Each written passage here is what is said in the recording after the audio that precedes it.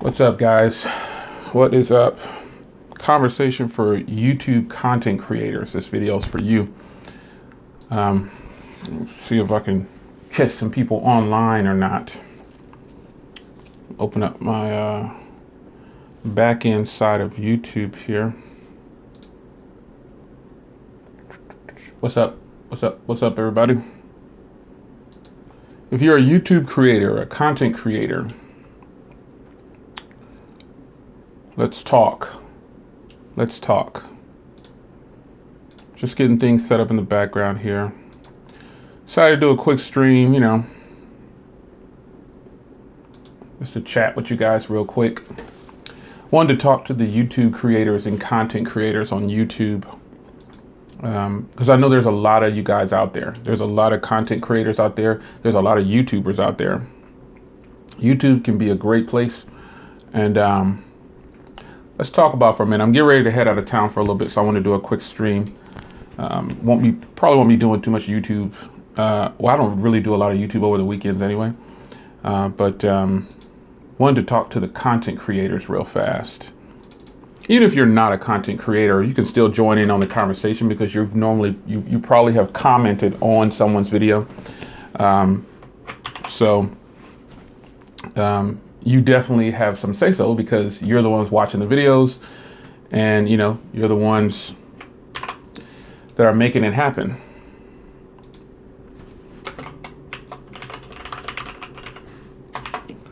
So just putting some titles up here and just kind of getting this thing rolling here. It's the middle of the day. It's like 3 p.m. Central Standard Time. So wanted to talk to the YouTube creators and to see how you guys feel about, like, for people that are not YouTube creators and content creators, I want to kind of get your take on something also. To see how you guys, some questions basically I wanted to ask. I'm going to send this out to Twitter. I believe I need to send it out to Twitter. Let's see here. Let's go back to the live room here, and I'm going to check the audio gain in just a second, guys. You guys should be able to watch this in 1080p. Yep, looks like it's 1080p. One last little tweet, and we'll get it on. So, check the audio real quick. All right, there we go. Audio's good. So, content creators, YouTube, this whole YouTube thing. You've seen me say it on multiple occasions. Oh, let me open up the live chat here. I'll open it on my phone too, so I don't have to keep looking that way. Let me get my glasses. Hope everybody's doing well on this, what is it, Friday? Is it Friday? Yeah, I think it's Friday. Wow. Time just shoots on by. Hey to everybody in the stream. How's everybody doing? Let's get in here and get an actual video open so I can see some comments here. Just wanted to talk to the content creators and not just the content creators, like I said before, but just anybody who takes part in YouTube, because you all kind of get a say-so. I guess I should say you do get a say-so. But some questions that I wanted to pose to those watching. First, and foremost, shout out to the replay crew for those that are watching this on the replay. I appreciate the support.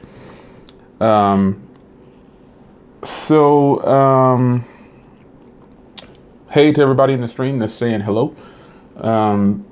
Let's see here.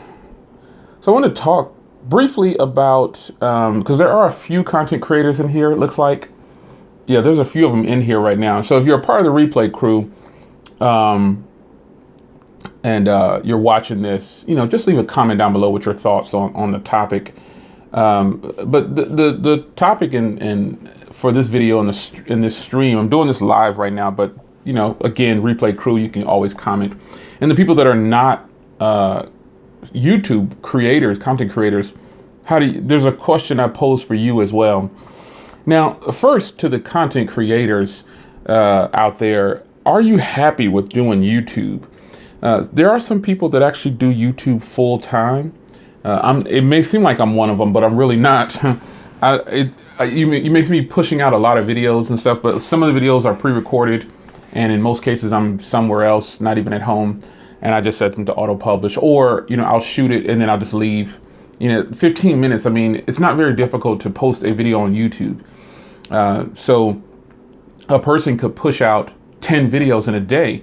It just depends on how long those videos are. Some of those videos could be 4 minutes, 3 minutes, and if it doesn't require any editing, then you go straight to YouTube. Most videos I try to give you a good one take, so I try to give you a good solid quality one take, meaning that there's no bumpy cams or audio's not cutting out, just things like that. Because I'm really more concerned about the message in the YouTube video, not so much how bad the camera quality is, or how bad the audio is. You do need good audio, you do need good camera quality, but sometimes the message that comes across in a video, it doesn't matter how good the video quality is, because I see people that pump out 4K videos on every video, and they have all these fancy camera angles and they do all these special things, but really no message. I didn't learn anything from that video, or I didn't get anything exciting from the video. But that's just personally how I feel about some of those videos out there like that. But as a content creator, first question or first topic, part of this video is for the content creators, for the people out there who have a YouTube channel, and you're actually putting in your time and effort. You're working hard. You're buying a bunch of products, and you're trying to get to where you feel you should be on YouTube. So let me see here. There's a lot of different things and topics, and there's a lot of famous people on YouTube. And I say famous because they have millions of subscribers, but I don't even know who they are.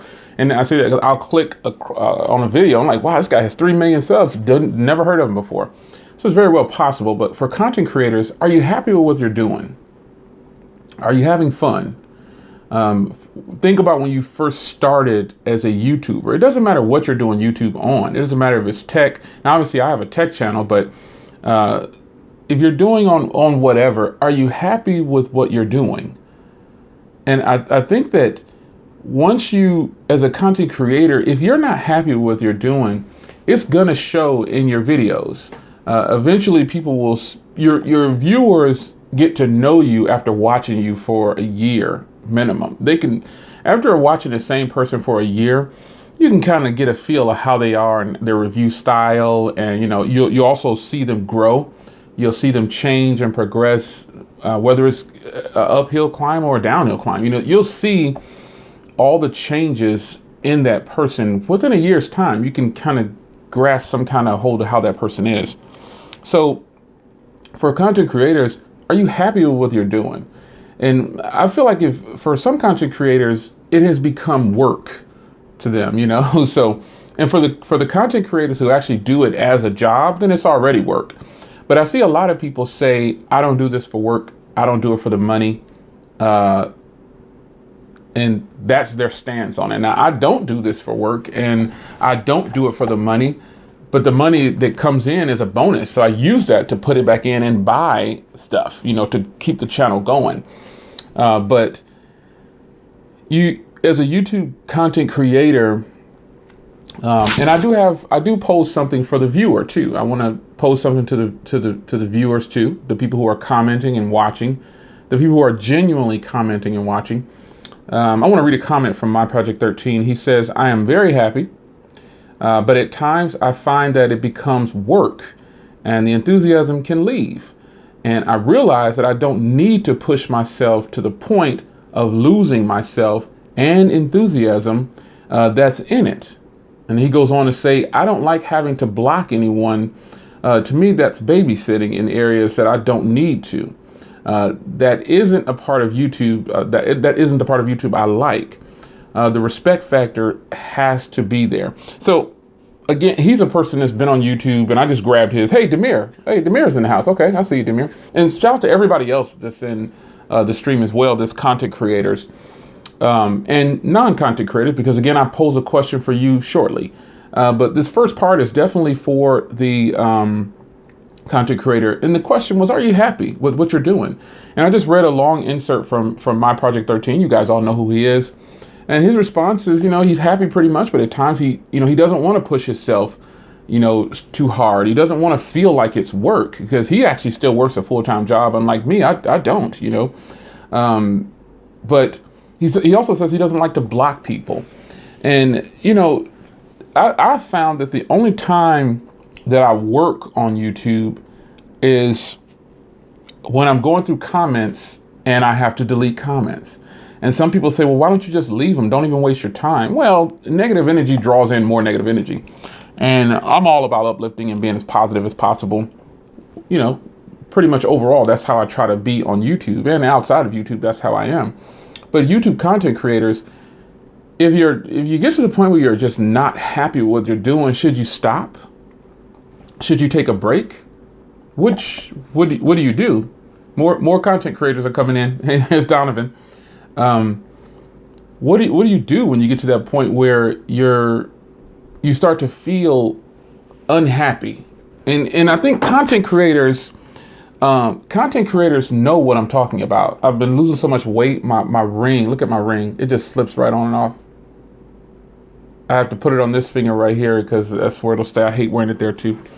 But do you guys, as a content creator, do you stop or take a break when you start to get bored or overwhelmed? Because every content creator on YouTube has hit that wall where you felt, oh my gosh, man, I do not feel like putting out this video.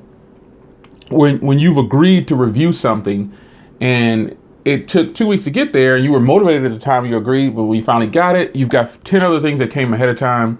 And, it just piles up. I get probably a minimum of 20 packages a week. That's a lot of packages to get in a week. I'm getting probably 100 items a month, so,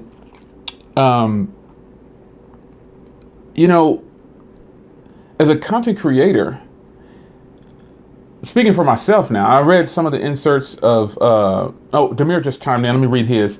Demir says, for me, sometimes it's like a roller coaster, from super happy to slightly unhappy. But as a whole, happiness and satisfaction definitely wins over. Okay. And that's definitely a good, because I kind of feel that way too. But everybody gets to that point in their YouTube career where they hit that wall, and they hit that, and it says to them, let me turn this on real quick here so my screen doesn't time out. It says to the YouTube content creator, what should I do? Here's what I did once I got to that point. I think I've been on YouTube for probably 11 years. Of that, I've only been serious for about 7. Now, when I face that challenge, because they come in little spurts, but sometimes it's one that just sits right in front of your face and you're like, oh, I got to make a decision. So a while back when I was feeling like I wanted to quit YouTube, because not so much, I just wanted to stop. I was like, I'm tired of this, man. You can only do so many smartphone reviews. You can only do so many tablet reviews. You can only do, because the thing is, they're going to keep coming. You have to keep up with it, and you have to maintain it.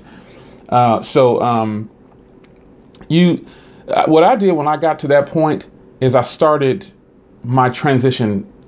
You don't want to hear this, but I started my transition out of YouTube probably. And some people say, no, Jay, you just can't do that, man. You just can't leave. And I'm like, well, I appreciate you guys' support. I do have way more free time than the average person on YouTube, probably,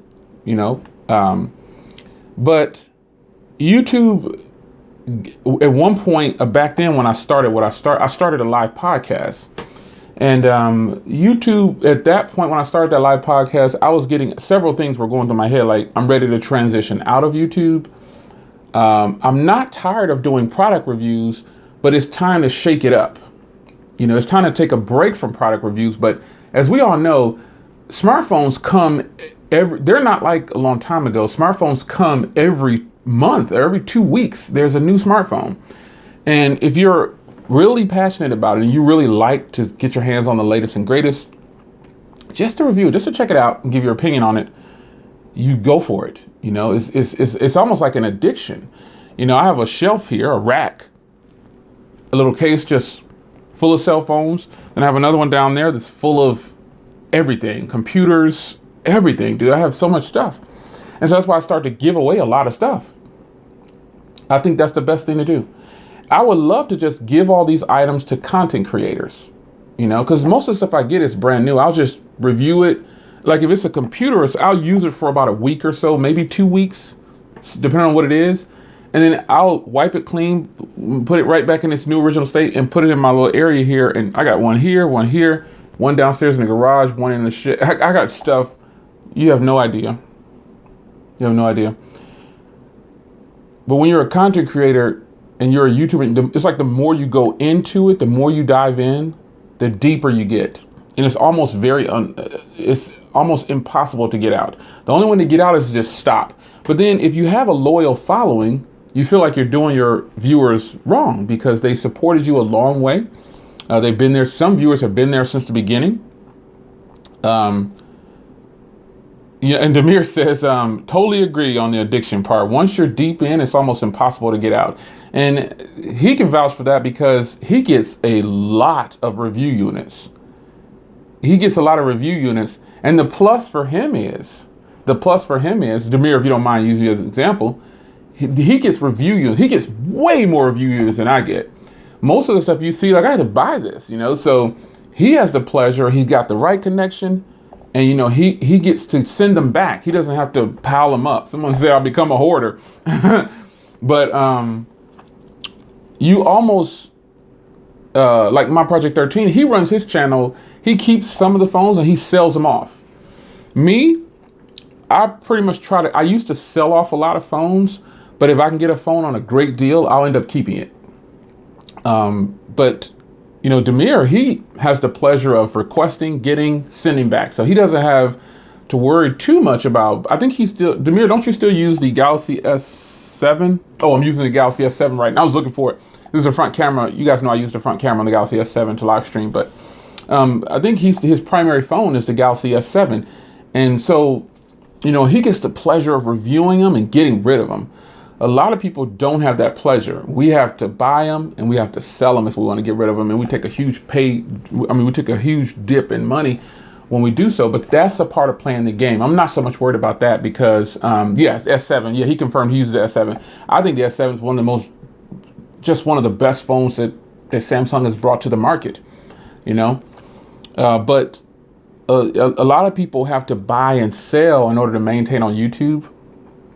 But depending on how many views you're getting, how much ad revenue you're getting, a lot goes into being a YouTube content creator. And some people don't understand that, especially people who just watch the YouTube videos. And again, I'm coming to you as a commenter and a viewer. I am coming to you, but I wanted to talk to some of the content creators first, because I think a lot of content creators, when I'm looking at their videos, they really don't look happy anymore. They just look like it's become work.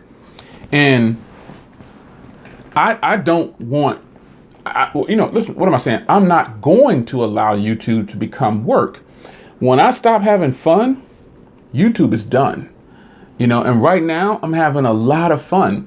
And I think the reason that, here's another content creator, looks like Eric is in, and I'd love to get Eric's thought on this too. So Eric, definitely chime in and tell me about your situation on YouTube.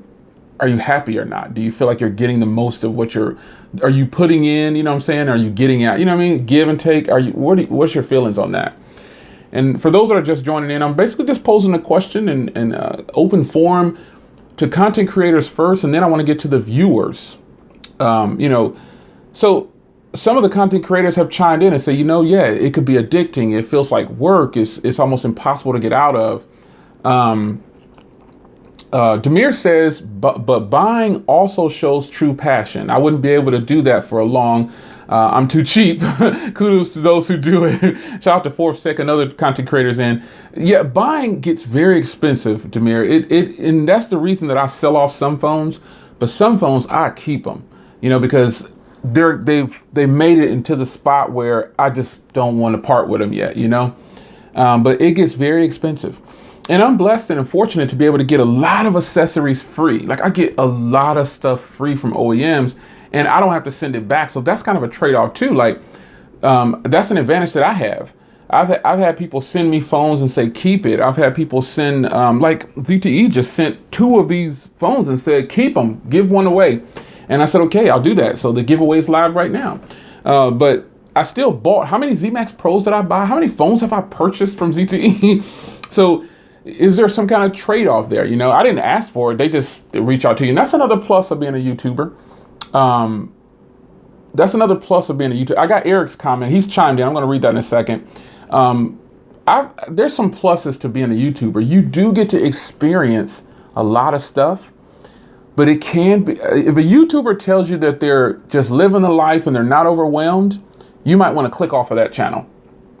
Even as me, as a person who I consider myself a part-time YouTuber, it still gets overwhelming.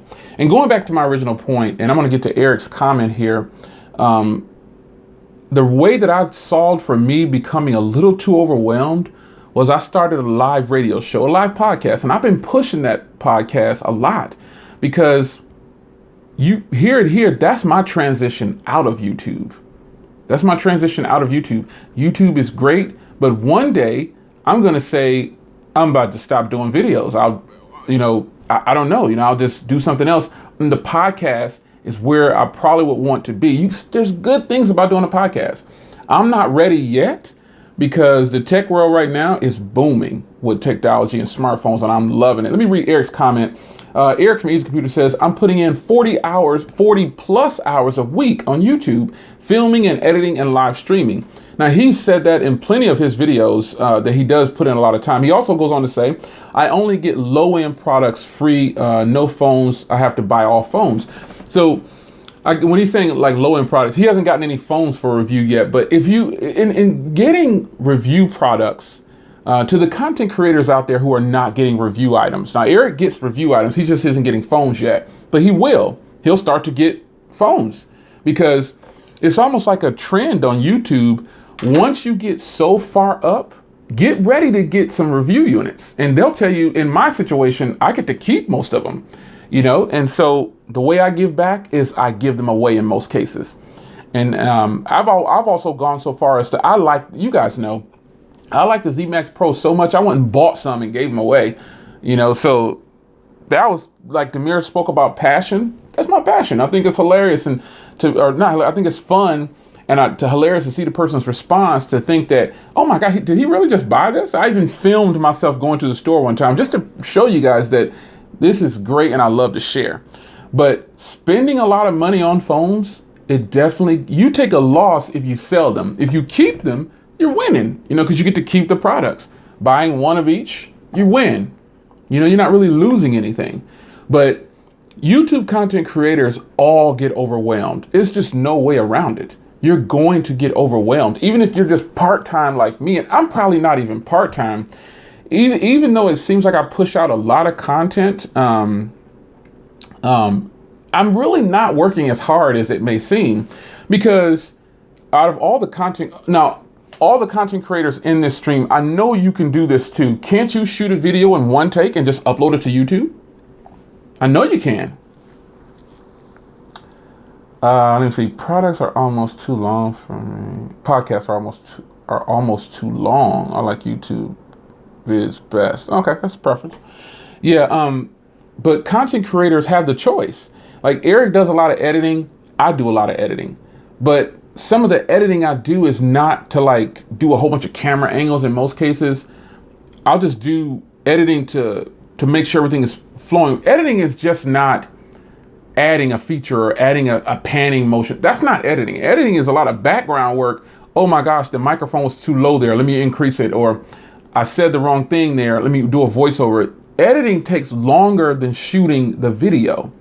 So when you have bigger, I'm not going to say bigger because they're not bigger than me. They just have more viewers than I do. You take some of these other people on YouTube who have more viewers, in most cases, they're not editing their own work. They're just putting out a bunch of work and someone else is editing it because they work for someone. You know, it's not really their channel. You see where I'm going? It's not their channel. It's just they work for someone and they're not editing a lot of that stuff. Let me see what this says. I can't stand watching videos with two-man jump cuts. But as a YouTube content creator, sometimes we all get overwhelmed. Now, here's another, I posed this to the YouTube content creators, and then the viewers, I'm gonna get to you in just a second. Editing, or not editing, for what you've put into your YouTube channel. Now, this question is to the content creators. For what you put into your YouTube channel, do you feel like you've gotten the return? That's to the YouTube content creators. Do you feel like you've gotten the return that you think you should get for all the hard labor you put into that channel? I think most of them will probably say, nah, there's no way. I had to buy this camera. I had to buy this tripod. I had to pay for this. I had to pay for that. I don't think you'll ever get the return for the financial that you put in. You know, because when you do get the paycheck from YouTube, it's just probably covering something that you had to buy. And there's the first nope from Eric. It's the nope. I don't think any content creator would tell you that they've gotten their money back, if you will. You know what I mean? Like you invested into something and they've gotten the return. I don't think hardly any YouTube, except for YouTubers who go viral. Demir says, not quite, sometimes a bit, but overall, not really. Those are the responses that I was pretty sure I would see. I don't know of a YouTuber that would tell you, oh, I'm getting all the return, man. I'm getting 120%. I feel great about what I'm doing as far as financially for what I'm putting in. And if you haven't seen Demir's setup, you should probably check it out. He's got a boatload of stuff, you know. Eric says so far he's spent about 10 grand just in 2017 alone. In 2017, we're just halfway through the year. So he's looking at about 25 grand by the end of the year, probably, that he'll be spent. Now, Eric, have you made 25,000 back on YouTube? Probably not. I haven't. And I get a lot of views. I get a lot of ad revenue. Nah.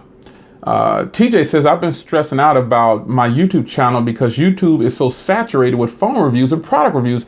You're absolutely right. YouTube, the tech, I tell anybody who wants to get into the tech world, you better be original.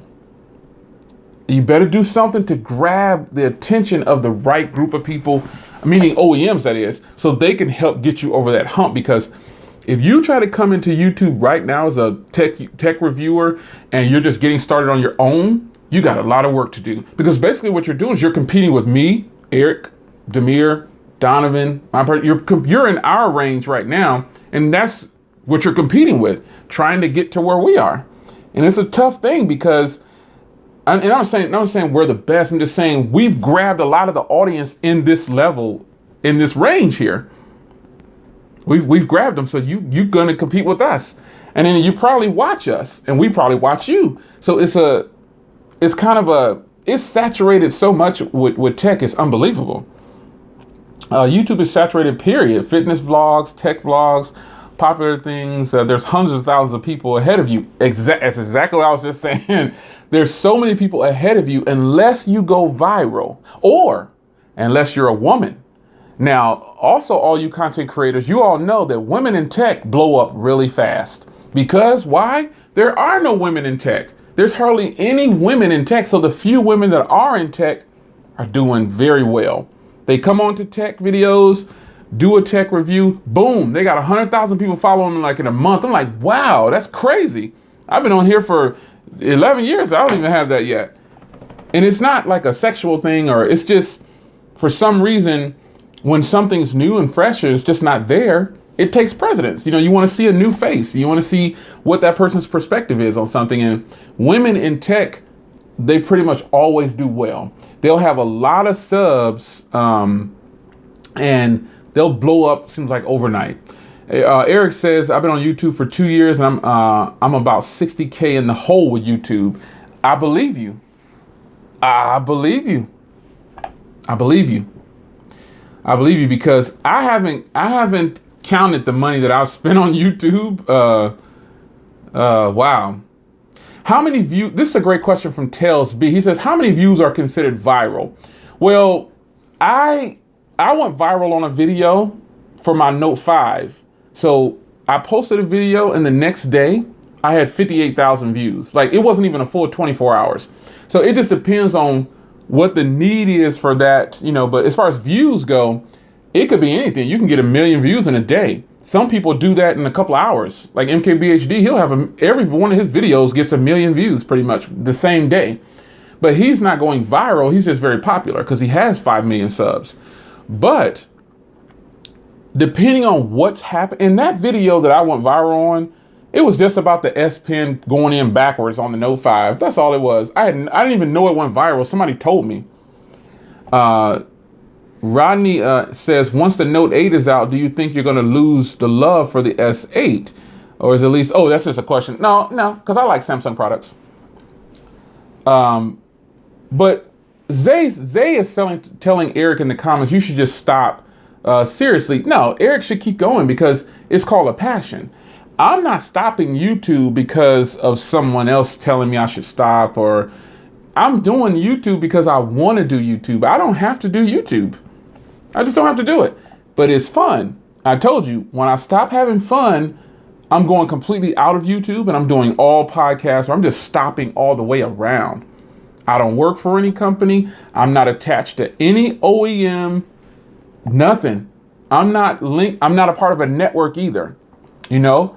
Yeah, Eric says he's not stopping. I wouldn't stop either. I mean, if you're having fun with it, and I guess if it doesn't feel like, or I don't guess, I know, if it doesn't feel like work, don't stop. Keep having fun. I mean, you got to have some pleasure in life. Once you get to a certain age, you know, and you retire or something like that, I don't know, you just have to have some fun.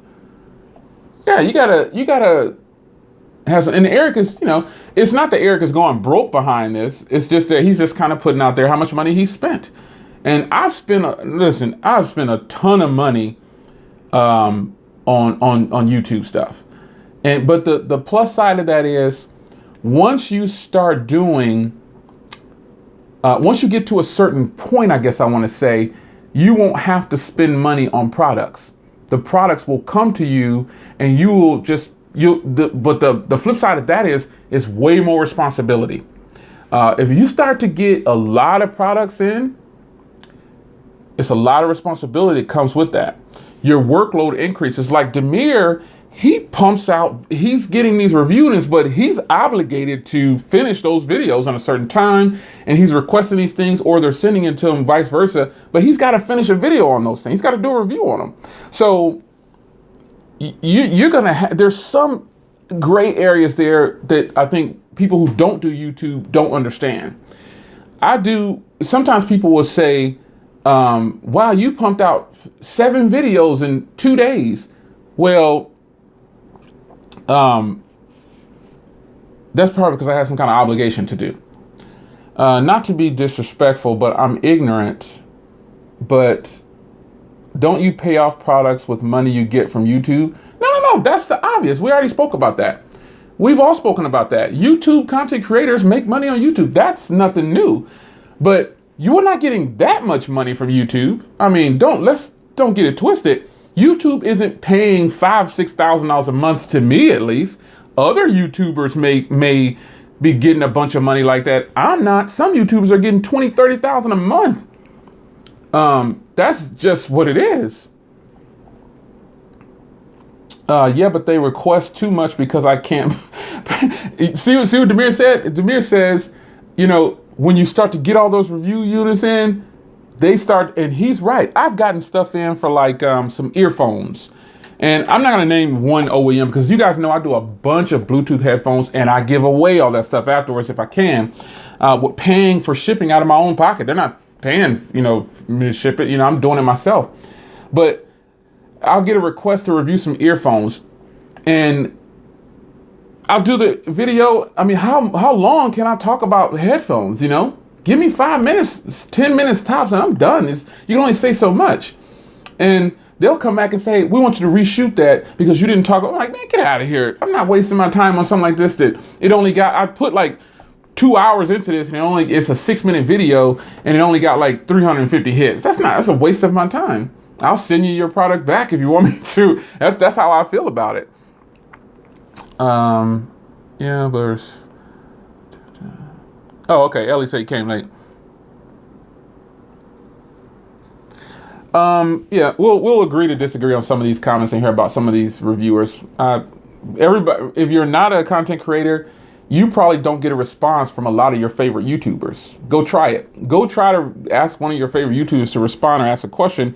Most of them probably won't even notice you because they don't monitor their comments like some do. I monitor my comments because I just don't want to have certain types of people on my videos. I have no problem with deleting a person and blocking them. My block list is longer than my subscription list probably. I kid you not. I was going to talk about, I was going to answer something that Eric, I think Eric or Demir was saying in here. Yeah, Eric, yeah, see Demir just said it again in the live stream. Most of those people that are really high up on the chain, if you will, they don't even bother respond. They don't even look at their comments. They don't even look. And that's what kind of bugs me out, I guess, with my comments. Some guy called me arrogant yesterday. I thought it was hilarious. He said I was arrogant just because I disagreed with what he said. I'm like, how am I arrogant because I disagree with what you say? That doesn't make me arrogant. That just means that and what I wanted to say was, at least I'm responding to you because I know for a fact that I've tried to talk to some of you guys' favorite YouTubers, these big name YouTubers. They don't even respond. They don't even bother. So when I see those comments and those videos loaded with millions of comments, you don't have a million replies. That's the great part about, you know, well, let me ask, it's not about how many subs you need to make 30,000 a month. It's just about ad revenue. That's all that's about. It's about ad revenue. It's not about, you can make $30,000 a month, and have 10,000 subs. If you got the right video and you're getting the right amount of ad revenue and hits, it doesn't matter. It really doesn't matter how many subs you have. There's people out there that put out one video a month and they make like 4,000 a month. They getting all the hits.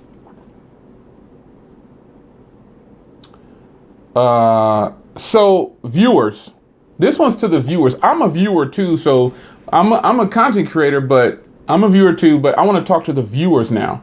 But first, I want to take Gary Brown and some of these other guys. Gary Brown says, I found that the YouTubers under 50,000 subs are more personal, and they're more personal with you, and those are the ones that actually help you with your questions and issues you may have on your devices. I don't disagree. And it's not that it's not because, you know, having less subs, yeah, that is a thing, but they're probably monitoring their comments and they're probably working very hard to maintain their channel, so they want to reach out. That's what I do. But the difference is, when I make it to 100,000, when I make, I'm still going to respond to comments and I'm still going to delete people and block people. You know, this is what I'm going to do. Forbtex says, I have trolls on my videos and I'm new at this. I can only imagine how many you get in the videos. Man, you have no idea. Oh my gosh. I have so many people blocked. It's ridiculous. And some of the comments that they make are just silly. Thank you, Christopher Green. I appreciate the comment. Demir says, big YouTubers make more money with Amazon affiliate sponsors. AdSense doesn't pay that well. He's absolutely right. I was asked one time to LLC and do a Amazon affiliate link, and I probably could. They make probably between $2,000 to $8,000 a month just from you guys buying those products that you're clicking on in the links from those Amazon reviews for those cases and all that. I don't have an affiliate link. I've been open about that. If you see an Amazon link in my video, it's definitely not, I'm not getting any money from it. There's a couple that I actually get a affiliate link program from. Is for this chair, because it has my smartphone conversations as the code, and I put that out there. And then the other one, That blue phone. Yeah, I think it's something like that. I forgot what it is. But I only have 2, and people aren't really, I know when they're buying and when they're not buying. Or I'll just let it be known. But if Amazon affiliate links, Demir's right, they make a lot more money there, man. You can make some serious money with an Amazon affiliate link. The reason I don't do it is because I don't want the headache with the taxes. Just being real. I don't want to keep going up in a tax bracket. Forget that, man. I got a comment here.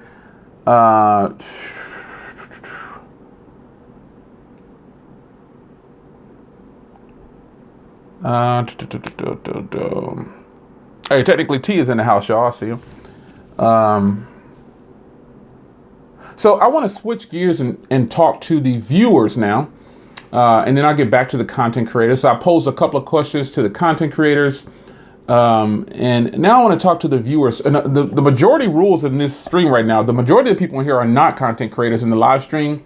And then the majority of the people watching on the replay crew, shout out to the replay crew, you guys aren't content creators either. The majority weighs heavily more, it leans way over to the other side for viewers versus content creators that watch my channel. I have way more viewers than content creators watching me.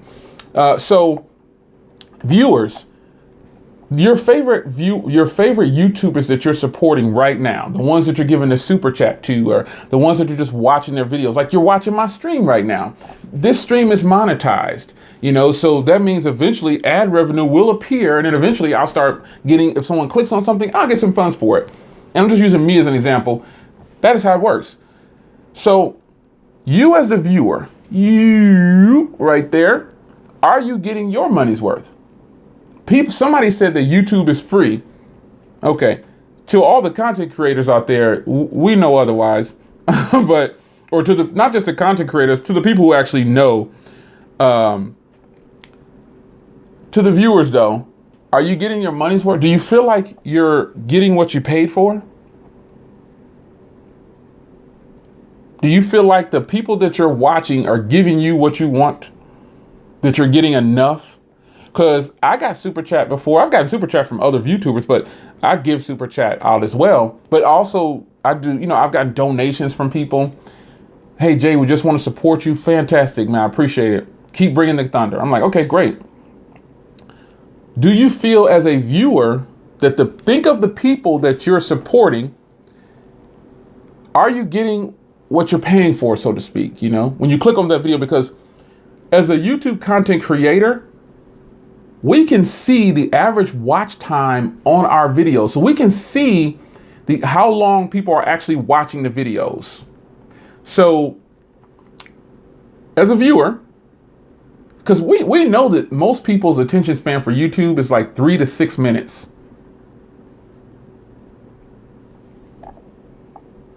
So question from Rodney M. How does a viewer help you besides hitting like and subscribe? Well, you're watching the video. When you watch a video, let me give you a quick lesson here for non-content creators, because I know the content creators know this.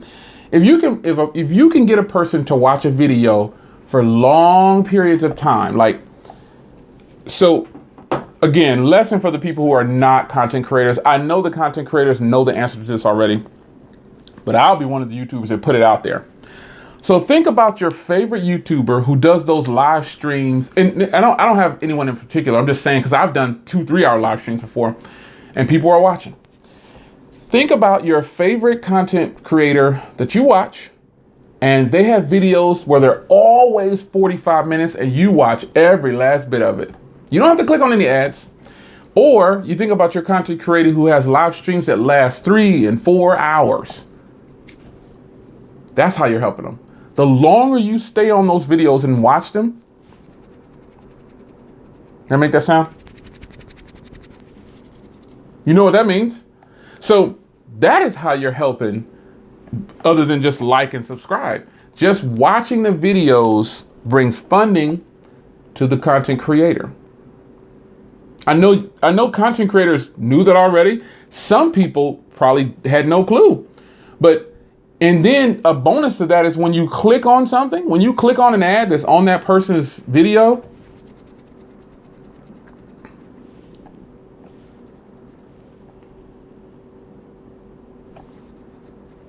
you know what that means? Money. You know what? Gary Brown says this in the live stream. And shout out to the replay. I got to keep shouting out the replay crew because you guys are important. You know, you're making it happen. So Gary Brown says, I hate to say it, but some YouTubers just give you enough but no depth. And he's right. He's right. Jesse says time is money. Yeah.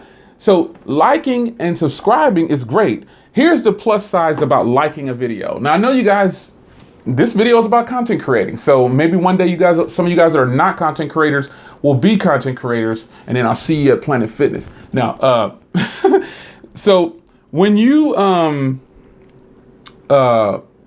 when you're, I lost my train of thought.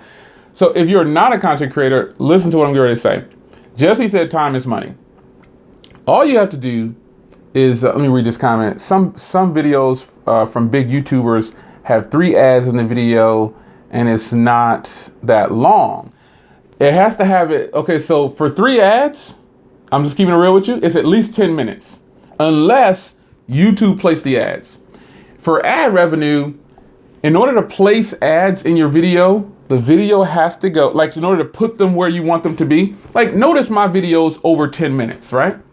Any video over, I'm just keeping it straight 100 with you. Any of my videos that are over 10 minutes, I put an ad in the middle, and I also put one at the end, and then there's always going to be one to start it. Anything over 10 minutes, that's when your ad revenue as a content creator can start to kick in, because the probability of a person clicking on an ad or accidentally clicking an ad. You ever seen those videos where they have the videos like 15 minutes, but they got 30 ads in there and they just keep popping? They know it's something you want to see. So they just keep putting ads every 2 minutes. You know what I mean? Because you're going to have to click past those ads. As long as they can keep you there watching. Some content creators will never tell you the truth. But listen, I'm not an affiliate of nobody. I work for me, if anything. Some people say, well, you need me to make your money. No, I don't. I told you my subscription list is much shorter than my block list. Let me see. I get some questions here. Some big YouTubers says, okay, now, when the YouTuber reviews something and the viewers watch it, and you are watching the commercials before that, YouTuber gets a little bit of the revenue. Smart person. There you go. Pay attention to what he just typed. Does ad block really affect you guys negatively? Of course. With no ads on the videos, Google can't make any. They're not making any money, so then we don't get paid. I've already talked about how YouTube works as far as financially. I've even told you guys how much I made on YouTube. Some people just have to ask me that question. And I answered it one time. Go find that video. I will not answer it again because it fluctuates. But if you don't have ads on the videos, you can't get any money from people watching the videos. So you need, as a content creator, to be able to place those ads. Now, what you could do is go the wrong route, which is to affiliate yourself with a network. Basically, you give them control over your money and you wait to get paid by them, and you sign over all your rights from YouTube, and you basically work for them is what that means. They won't tell you that, but you work for them. You're not in control of your ad revenue anymore. You work for them. That's how it works. So I would never tell a person, join a network. They try to go after people who have low subscription count so they can get your money now and lock you in and just control your money. I've heard horror stories about people who join networks. Go look for yourself. Go look for yourself.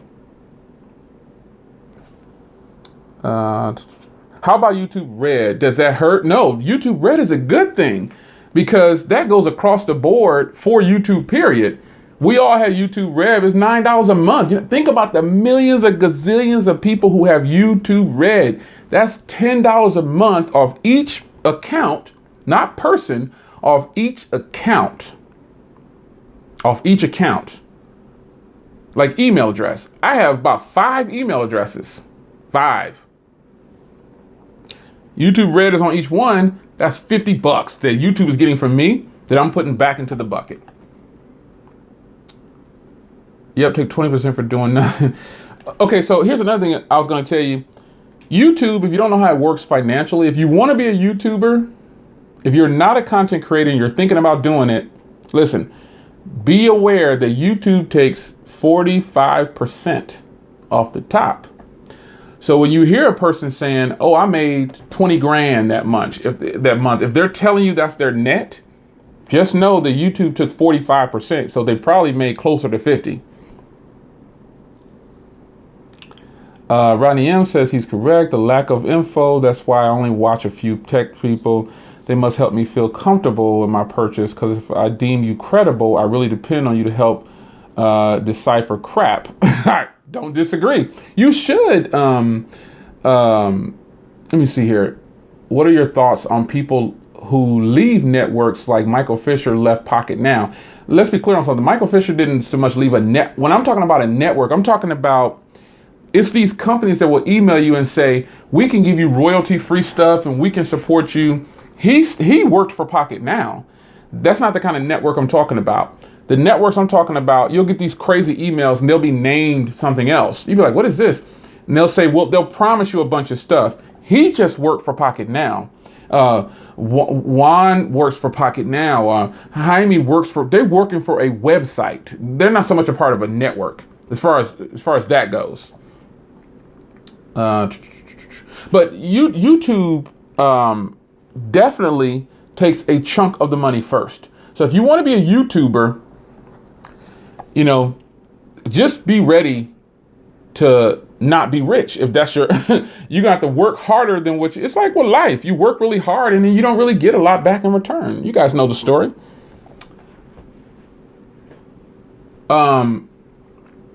So when you see these people work, I know you guys have noticed, just so you know, I've gotten offers to work for websites, but for what they want, I told them, you can kick rocks. I'm not trying to be famous.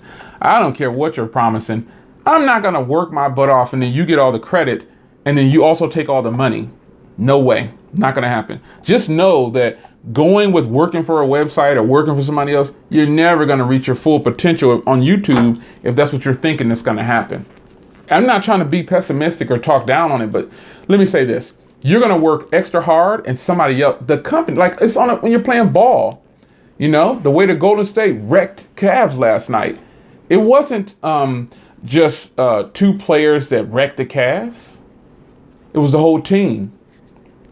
The drum line. They don't just hear one drum out there, they hit a drum line. So the same thing goes for when you're working with a company. They don't just see you. You may be the face out front. What do you think will happen if your man Jay Will decided to work for a website or just take a network? You definitely probably will see my attitude change because I will be under way more obligations. I will be more stressed because I'm not in control of anything and I'm not getting the funding that I was getting before when I was by myself. Running a YouTube channel by yourself, anybody out there in this stream right now or just a replay crew, you have your own YouTube channel, you're not a part of a network? Raise your hand.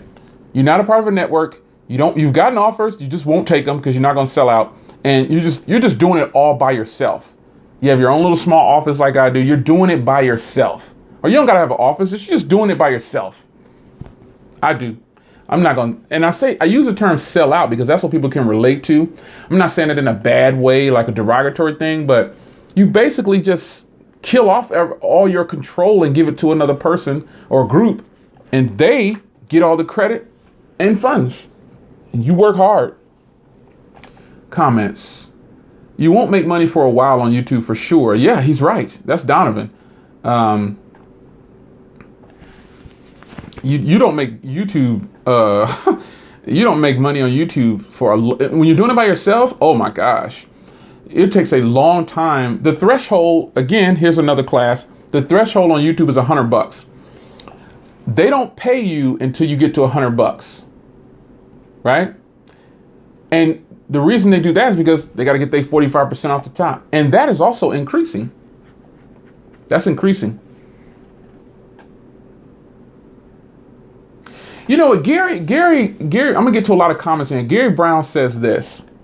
I found that YouTubers who buy devices themselves and review them gives you a more real person's perspective. That is what I'm looking for right there.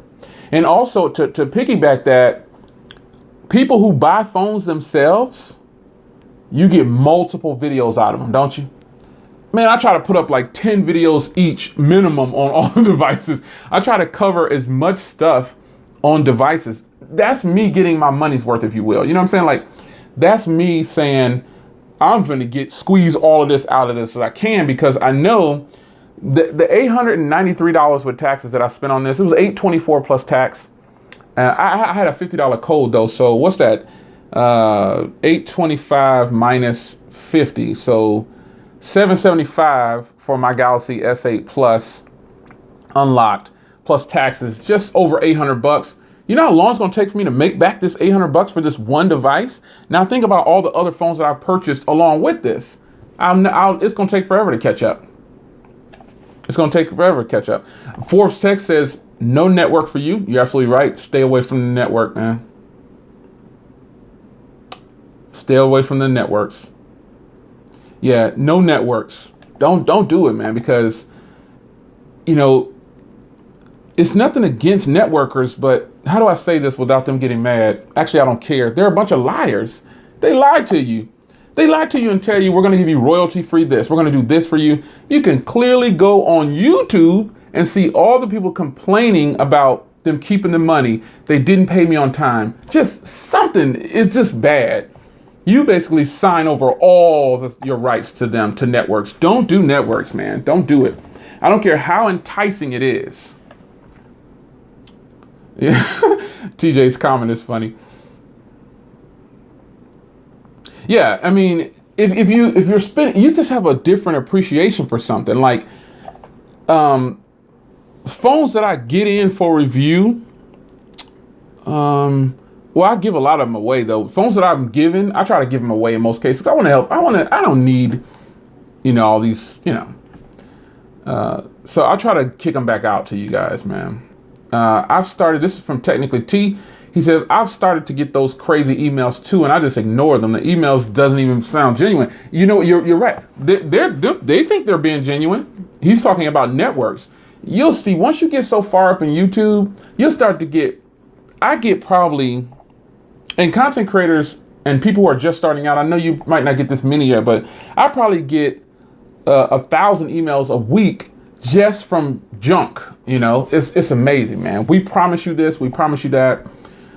Chris Smith says, are they planning to go 50-50 as an increase? I mainly get my entertainment, news, and more from YouTube, but wherever creators I go feel, I don't know what their plan is. I know that there's a buzz around that they're going to increase that. It's already 45-55, so, it's a huge slant. It's that's just how it is.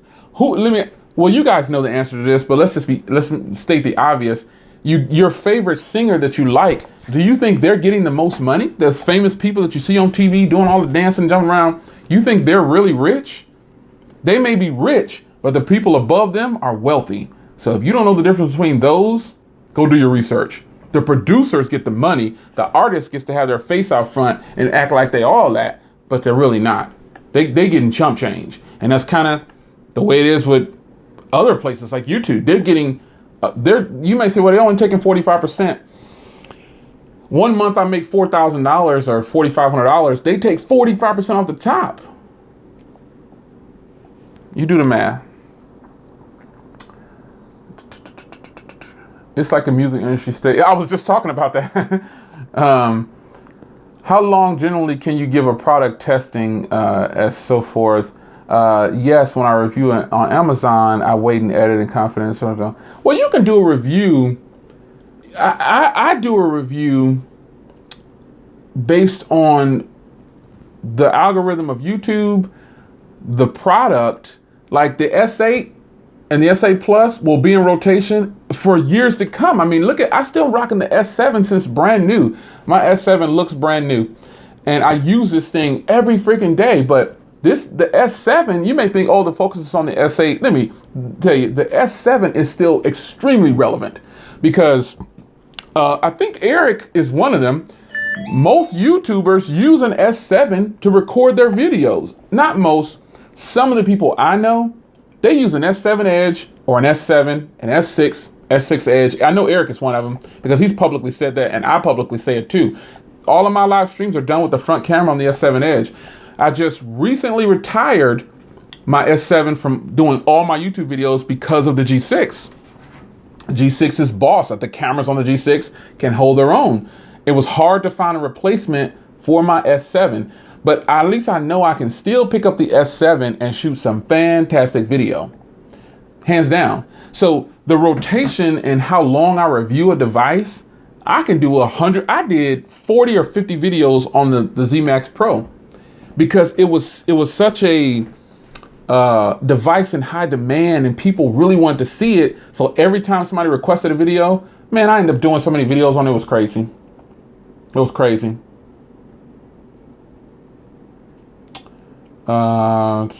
Bosnia. Wow. Shout out to Bosnia.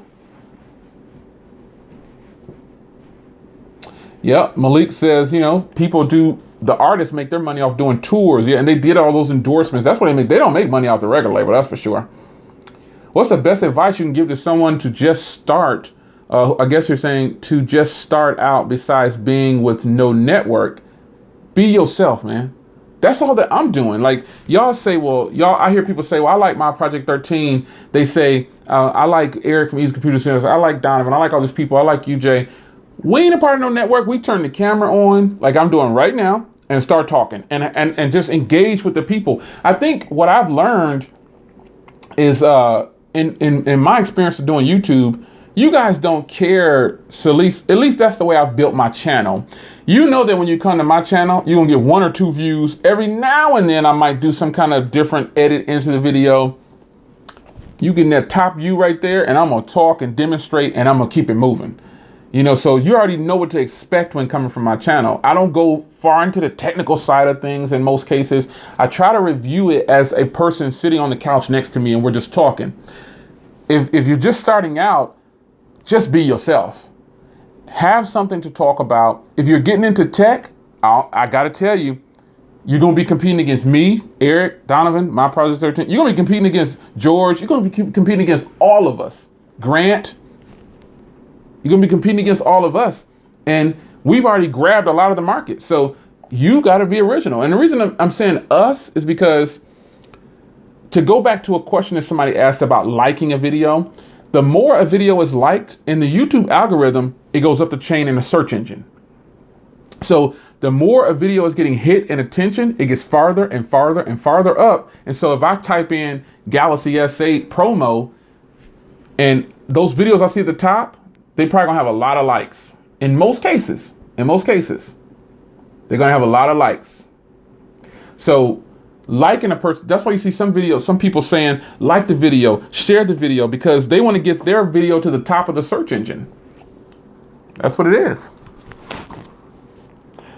You have to do YouTube and you have to be passionate about about what you're doing. I don't do YouTube as like some kind of special format.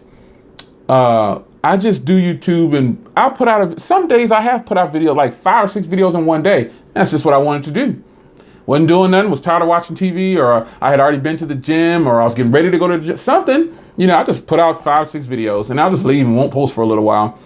Be relaxed and in your comfort zone, but then you got to keep yourself out of your you got to move around pretty much. You got to find your rhythm, and then your viewers will catch your rhythm, and then your viewers will help you grow. You got to respond to your viewers. You just have to be more personable than what you already see on YouTube. And again, I'm not taking a shot at any YouTuber that has 5 million subs, 10 million subs, that's making more money than me, because I really don't care about the money.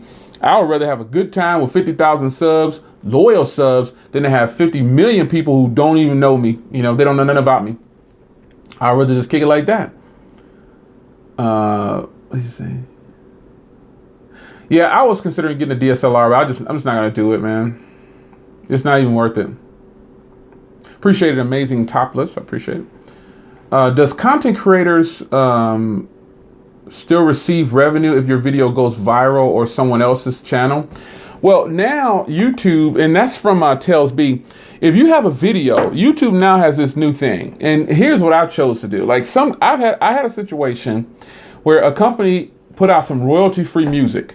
Then all of a sudden, 6 months later, after my videos got tons of hits and I'm making revenue on it, they file a claim and they want to split the revenue. That's what's happening now. They now have this thing on YouTube where you can split revenue with people. Like the owner of the content.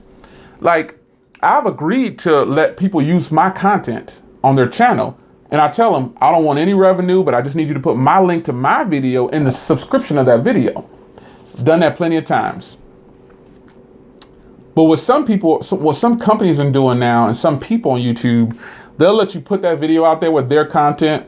Oh, yeah, I agree to it. Just to see if it doesn't do too well, oh, that's not something I care about. That video takes off, it's kind of dirty and shady, but some people are doing it because it happened to me. I'm not going to say who it was, but they basically let my video get a lot of hits. Videos blew up, not overnight, but they're doing very well, and I can see the revenue. They file a claim on me. And now they want me to split the revenue with them. You know what I did? Turned off the video. Forget the money. I turned off the video. I'm not going to work hard and do a whole bunch of work and then somebody else just sits back and collects. It's dirty, shady. Shady. Let me see here. Eric says people that steal videos are bad. Who are you telling, man? You have to report them. That's right.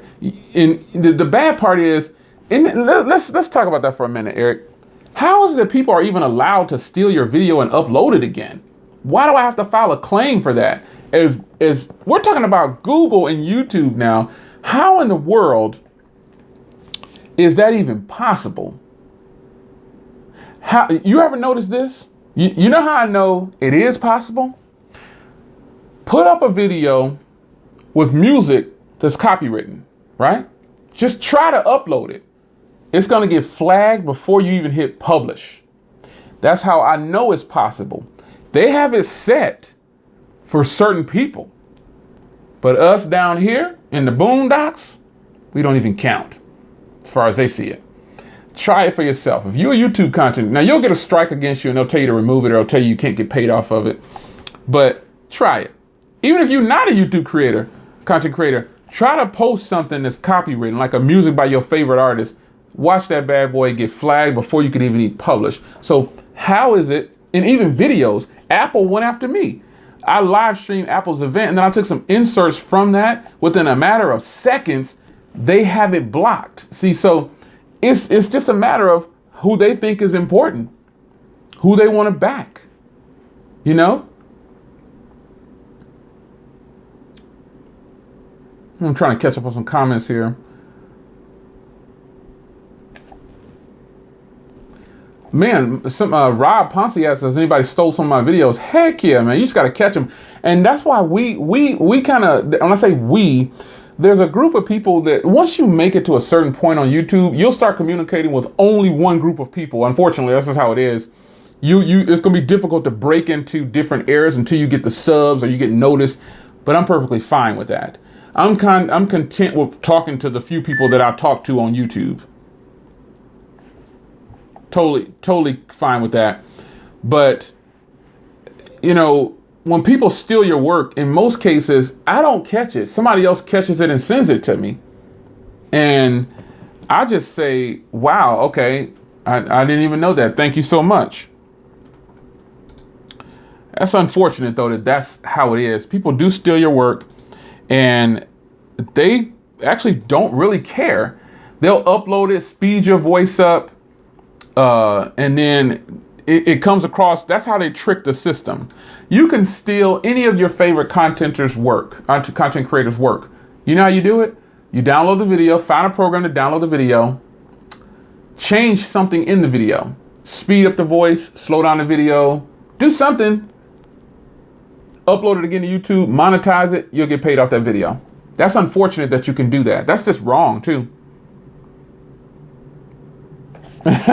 Eric says he, what's going on? Philly Jazz, Jeff, I see you.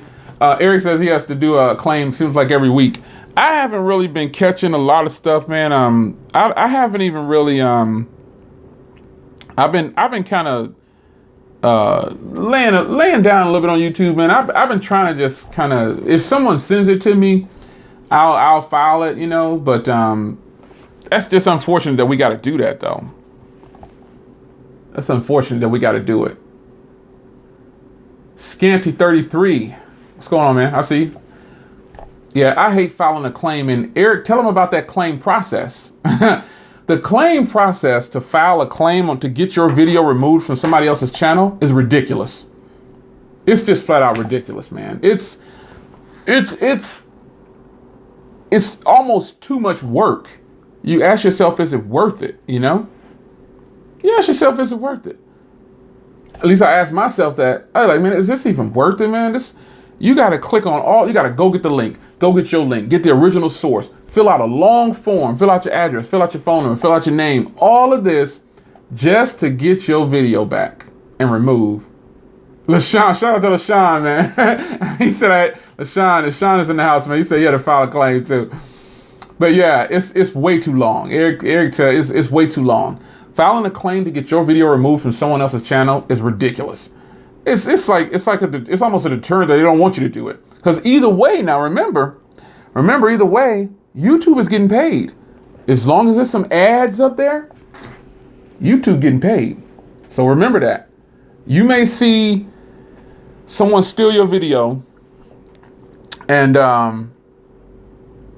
they got ads on, they monetize it on their channel. Doesn't matter if it's yours or not.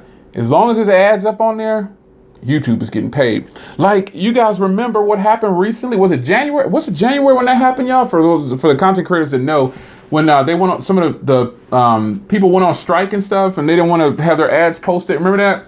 So many content creators. It was January because I saw the dip. Man, my revenue dropped way down. I was like, whoa, what happened? I didn't even know about like what happened at first about the people getting mad and they didn't want to do it. Man, I had no idea. So a lot of your favorite YouTubers was probably complaining because they lost a lot of money.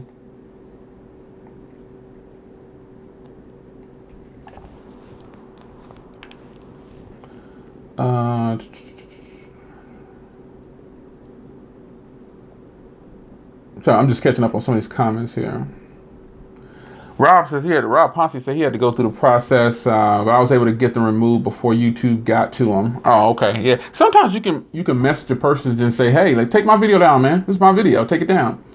You know, and some of the people will take it down. I had a guy email me one time and say, why'd you file a claim on me? I'm like, you fool, you got my video. You stole my video. What do you mean, why did I file a claim? You jacked my video and you getting paid off of it. I did the work.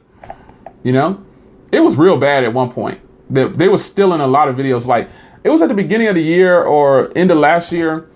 We all were kind of, I say we, they know who they are. We were all kind of reporting, hey, somebody stole your video. They hit you on Twitter with a link to the new video of you. You're like, whoa, I didn't, you know, it was crazy, man. It was crazy. Yeah, they're crazy. Asking me why I reported them. I was like, are you crazy? You stole my video. You know, but at one point, yeah, they just download it and re-upload it, and it's bad because they'll change one or two things, or they'll put your video inside of another video. That's the hard ones right there, because they'll put your video and mix it with a whole bunch of other people. There's channels out there that have nothing but stolen videos, and they're getting paid. They're getting paid off of us, and they'll steal your video, add it as a clip of another video. So then you got to go search for the clip, the part. It's just a lot of work to get stuff like that removed, man. So I started off this stream entitled it, you know, YouTube content creators, are you happy? And I posed a couple of questions to the YouTube content creators. You know, hey, are you happy with what you're doing? Have you gotten the return from what you put in and you invested into your channel? And you know, most people would probably say, no, I haven't. I'm one of those people that say, nah, not really. But I'm having fun, you know what I'm saying? So I just kind of steer clear. I try to kind of steer clear of the drama and the trouble. I try to. Yeah, Eric's right. Pocket Now videos are always stolen. They're always stolen. But I posed a question, you know, to the viewers. I posed a couple questions. YouTube content creators, are you happy with what you're doing? Do you feel like it's worth it? You know, are you going to continue, or why are you doing it? I do it because it's fun, man. I like experiencing all the latest technology, and I will eventually transition out of YouTube. I don't know when. I don't have a plan or anything like that. I just know that I'm trying to set myself up, just like with life. You know, you can't work a job with no degree and then have nothing to fall back on. You just have to plan for things. But the plus side of this is I don't have to have a plan, because if YouTube shuts down today with paying people, I know you heard us say this before, but if YouTube were to say no more ad revenue, how many of your favorite YouTubers would stop doing YouTube? How many do you think? I say a lot. I say nearly 90% of them would shut it off. They'd say, I ain't doing this no more. I ain't getting no money from it. Going to get a real job, or I'm going to work for somebody else. I think the majority of them would shut it down. You'll still see your man Jay on here though. What's up? Got that new phone. Then I'd get all the phones then. Every Samsung would break down and start sending me phones for review. Yeah, they would. Yeah, they would. Yeah, they would. All of them would shut it down if they not making no money. And then I could shine in. I would go from 45,000 subs to 45 million or 450 million subs. I would have every new product. Oh man, I don't care about getting no money from YouTube. I will be getting all the products, chilling. I'd be the best spokesman for all of them. They send it to me. I got you. Laptop, cell phone, send it to me. Come on, Sammy, send that to me. We'll send it to you for free. Yeah, I got you. I got you back. That's exactly what would happen. That's exactly what would happen. I was randomly searching YouTube a couple of days ago, and I stumbled on this channel has stolen a video from Andrew. Yeah, it just happens, man. It happens. They jack your stuff, and that's just what it is. Man, I think I'm gonna get out of here, man. Shout out to the replay crew once again. Shout out to everybody in the live stream. I appreciate the support, man. One thing before I get out of here, this is from Hose. I can't think of your name, Jose or something like that. Didn't YouTube say no ad revenue under certain amount of views? Oh yeah, I heard about that too. Like you had to have a certain amount of views to get ad. I think it was 10,000 or something. I don't remember what it was. Yeah, I think you had to have 10,000 views before you get paid on a video. But that was only for new YouTubers, I believe, or something like that. Yeah. Yeah, something like that. I know what you're talking about. I heard about that. Yeah, I think they did do that. They changed it to where you had to get 10,000 views before they start paying you ad revenue, you know?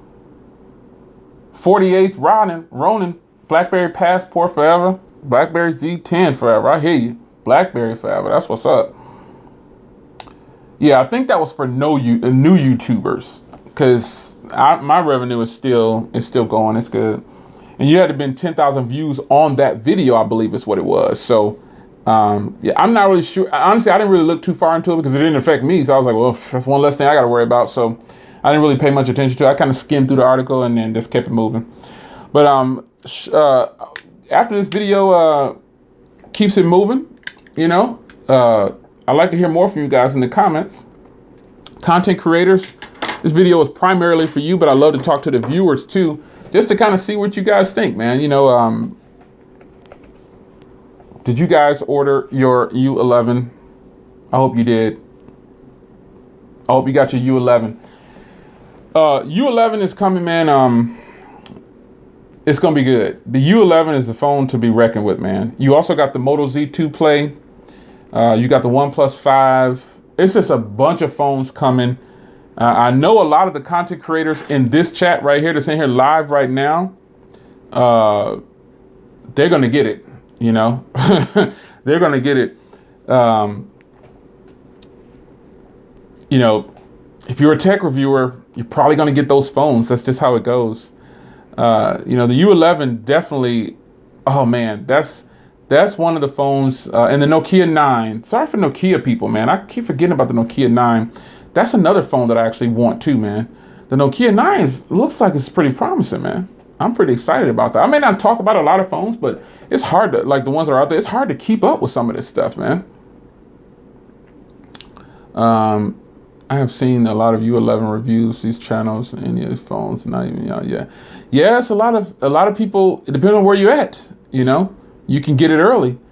Now, Nokia 9, man. Also, I'm ready to see some stuff. Come on, stop it with what you're talking about. The camera's not good on the U11. Come on, man, stop that nonsense, man. I hate to put you. I ain't gonna say your name, but cut it out, man. Stop it. It's a lot of phones that come out, you know what I mean, that you just can't keep up with them. You know, phones are coming out so fast right now. It's almost impossible to keep up with them, dude. It's impossible to keep up. I'm also looking for something from Huawei too. It's time for Huawei to do something new, because the Mate 9, killer device, man. Just killer, just ridiculous, man. So the U11 is crushing, probably gonna crush so many cameras out there. It's ridiculous, man. It's your man Jay Will. I gotta call my sister, and shout out to Pastor Harris. I gotta give her a ring. But you guys are awesome. Oh man, I went an hour and 20 minutes. My bad. I try to keep these to an hour, and they're just like these flash live streams that I don't plan on doing. Because I really didn't plan on doing. I was getting ready to call Sister Harris, and I was like, man, let me do this stream real quick while it's fresh on my mind. But man, I'm gonna get out of here, man. You guys are great. I wish we could do a round table one day with some of our favorite YouTubers, like real life round table, and record it. That will be what I would love to do. Get some of your favorite YouTubers in one room, like me and Donovan and Eric and Anthony and George and Grant. Get us all in the same room and just let's chop it up. Round table style. Let's put a camera on each angle. Let's record it and go live. That would just be boss. Man, you guys are great, man. I'll see you guys on the next time. Demir, we can get Demir to come from Germany. He can come on over here and join that round table. We have to put him on the virtual side, man. Oh man, put Demir on the virtual ring, and then we can all chop it up, man. I'm gonna get out of here. I'm about to hit the highway after I call Sister Harris. So you guys are awesome, man. Shout out to LaShawn. I'm glad you made it in, dude. I'll see you guys on the other side. I'm finna get out of here. Peace.